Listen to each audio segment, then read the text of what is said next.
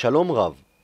אחד החידושים של תוכנת הזום הינו שדרוג הווייטבורד, לוח לבן מחיק בצורה דיגיטלית. בעבר היה לוח לבן אחד בלבד. הוא הופיע בעת לחיצה על share screen, וכעת מצוין לפנינו כפתור חדש עליו ניתן ללחוץ ולהגיע לאזור של whiteboards. לנגד עיני המרצה או נגד עיני הסטודנטים יופיע לוח לבן חלק על המסך, ובחלק העליון שלו סרגל עם שלל כפתורים. דרך הלוח הלבן ניתן ליצור למידה שיתופית, משחקיות בלמידה, וליצור בקרב הסטודנטים תחושת חיבור ושייכות. כמו למשל בתרגיל הבא. מסכים או לא מסכים? מי שמסכים עם האמירה רשאי לקשקש את שמו בצד ימין, ומי שלא יקשקש בצד שמאל.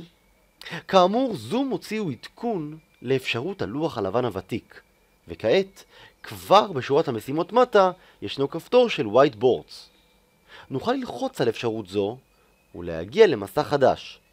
במסך זה נוכל ליצור לוח לבן חדש או להשתמש באחד שכבר הקמנו מראש עם פעילות מוכנה מראש. ביצירת לוח לבן נראה כי סרגל לכלי הציור השתנה והוא זז שמאלה. הוא מכיל מגוון רחב יותר של אפשרויות וכלי ציור. בנוסף, בגמר העבודה ניתן לייצא את המסמך בצורת תמונת PNG או מסמך PDF. עבורכם, כמרצים, ניתן יהיה תמיד להיכנס לתוכנת הזום הראשית ובה לראות את כל היסטוריית המסמכים הלבנים שיצרתם עם קבוצות הלימוד שלכם.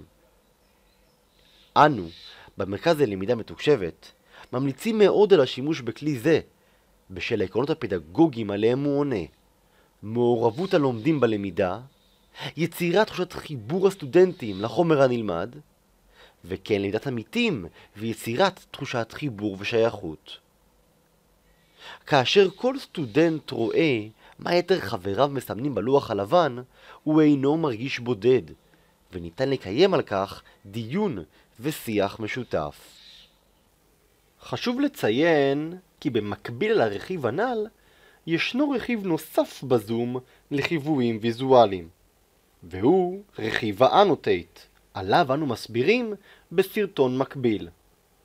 היתרון ברכיב הווייטבורד, עליו הסברנו בסרטון זה, לעומת רכיב האנוטייט, הינו האפשרות ליצור סימונים על גבי לוח לבן חלק, אשר ממקד את הסטודנטים ומאפשר למרצים להדגים ולהסביר את החומר הנלמד על גבי המסך. ברכיב האנוטייט ניתן להציג בפני הסטודנטים סימונים והדגמות בתוך שיתוף המסך שלכם. אינכם מוזמנים לצפות גם בסרטון המקביל ולהבין בצורה טובה יותר. תודה רבה על ההקשבה. המרכז ללמידה מתוקשבת.